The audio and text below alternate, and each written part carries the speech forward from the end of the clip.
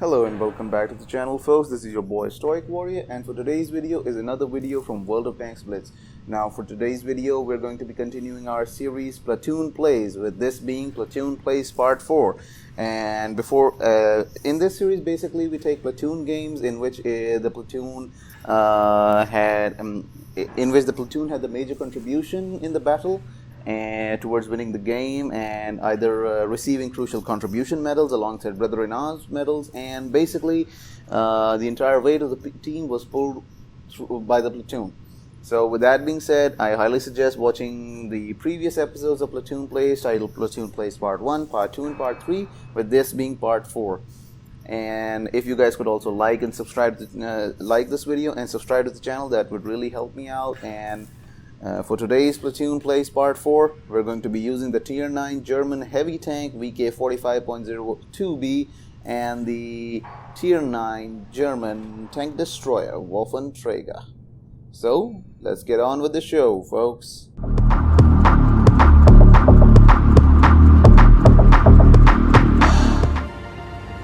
For this game of Platoon Plays Part 4, we are playing on the map Canals, alongside my platoon mate Raja Toto. Raja Toto is using the warthunder, whilst I am using the VK45. And basically in this game, I'm going to be showing you from the perspective of from both perspectives, from my perspective and from Toto's perspective. So, as you can see, now it's Toto's perspective. So basically, the map is Canals, and right now we are, if you would look at the map from a supremacy point of view, we are heading towards supremacy point A. Now point A, that point is actually pretty crucial to this map, especially if you can get a TD on top of that, on top of point A. It basically allows the tank destroyer to supervise the entire map. So the team that actually manages to capture this spot, and if they can defend their tank destroyer without letting it get spotted, that tank destroyer can do loads of damage to the enemy team. So I highly suggest whenever you play on Canals, it's most important to try to get this point. People, I don't know, sometimes they do tend to go towards the medium tank side, but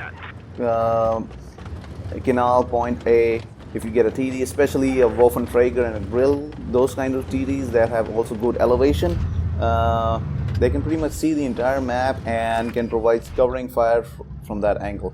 And it's best to have one heavy tank alongside the edges of point A in order to defend that tank destroyer, so that no one can get near enough to spot that tank destroyer. So right now, okay, the enemy team has currently destroyed 2 of our tanks, and it looks like we're going to be losing a 3rd one pretty soon. There's the ML, taking a shot with ML. Okay, Toto also took that shot, so let's see it from Toto's perspective. There's the ML. I took a shot, and boom, another shot from Toto. That ML must be thinking, what? I just had full HP! Now it's down to half! Alright, anyways, there's the ML2. Currently priming my sights on that, and boom, 490 true critical damage. And in the meantime, Toto has taken a shot at the 112 Glacial. Toto is packing in the mean punch with that 152mm gun. Alright, so our RHM has taken out their Ferdinand. Okay, the enemy team has taken out 3 of our tanks. Toto bossed that shot, but no worries, our E75 TS is in critical condition, and I'm trying to see if I can get shot. Now, right now, our team must be saying, what are these platoon mates doing? Platoon is trash. But hear me out. The problem is they did not utilize point A correctly.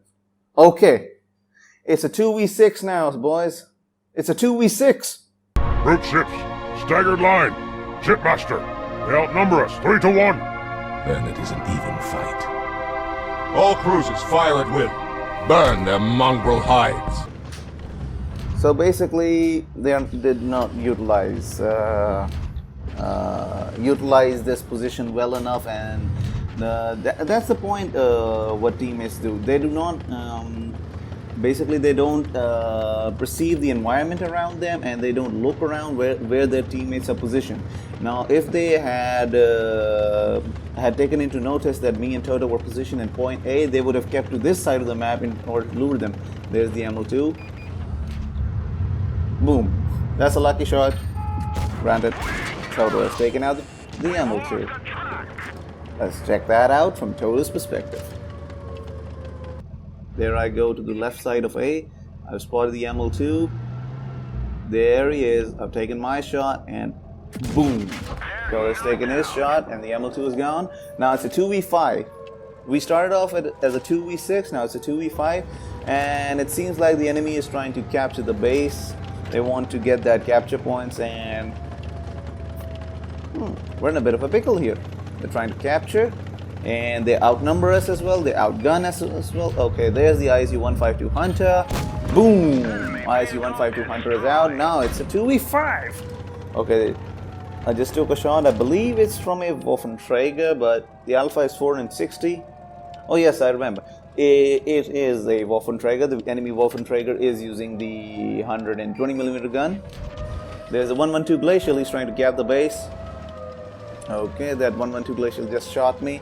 Now Toto is also moving up alongside me because we both know that in order to win this game, we'll need to take out that base. There's that Waffenträger. And a mean shot by Toto for 1000 damage using HE, and then a consecutive shot by me. Here's the look from my perspective. That FV301 just shot at me, and there's the Waffenträger. A shot from Toto, and then a shot from me. Only 104 hit points left of that Waffenträger. That Waffenträger was like sunshine and daisies, and suddenly darkness. After dark. I botched my shot. Okay, I'm in a little bit of a situation. I've lost more than half of my hit points, and now my ammo rack has been damaged, and I don't have repairs. My reload time has been significantly increased. Okay, I'm now only a single shot left, and the enemies almost captured the base. And finally, I was able to take a shot at the WZ-112 Glacial in order to reduce the capture points. And here is what Toto was doing. This was happening. The FV301 charged Toto, and Toto was like, "Boom! You're out of the game." Now it's a 2v3 situation, and currently I'm in critical condition. The Waffenträger just took a shot at Toto. Though he botched up that shot, the high explosive shell was a little botched, but it did manage to damage Toto's gunner. There I am at one shot, and I've taken another shot of the 112 Glacial. He's one shot. Toto backing me up, and boom, the Glacial is out. Now it's a 2v2 situation. Here's the look at from my perspective. Whilst I was trying to deal with the 112 Glacial, okay, I'm only at 120 hit points left. Boom, a shot at the 112 Glacial. Now I see that Toto is right over there at the edge, so I'm trying to see if he can get a shot. And yes, he did get the shot, and now I'm going to use the 112 Glacial as cover. Now here's what's happening from Toto's perspective. I've taken the shot of the ML1, and then boom, Toto used his adrenaline, and the ML1 is out. Now it's a 2v1 situation. We turned that game around from a 2v6 to a 2v1. Here's the ending from my perspective. There's the shot of the ML, and right now, about now, yeah, boom, Toto's taking it out. There's the Waffenträger. I have my sights set on him, and boom, he was out. It started as a 2v6, folks. It started as a 2v6. Now that was an ace tanker on my part, 5.2k damage, 2 tanks destroyed. Now basically the ace tanker was due to because of me reducing the enemy supremacy points from approximately 90 points to 0 points. Now as you can see, I did 5,251 points of damage with 2 tanks destroyed. Toto managed approximately 3k damage with 4 tanks destroyed. And there were 2 of our teammates who only did 0 damage. So most of the game was played by on our behalf. And if you would actually consider this 2v6, it's a basically 3-to-1 scenario. So I would consider this as a Kolobanov on both of our behalf, on behalf of both of us. It was a Kolobanov, ladies and gentlemen.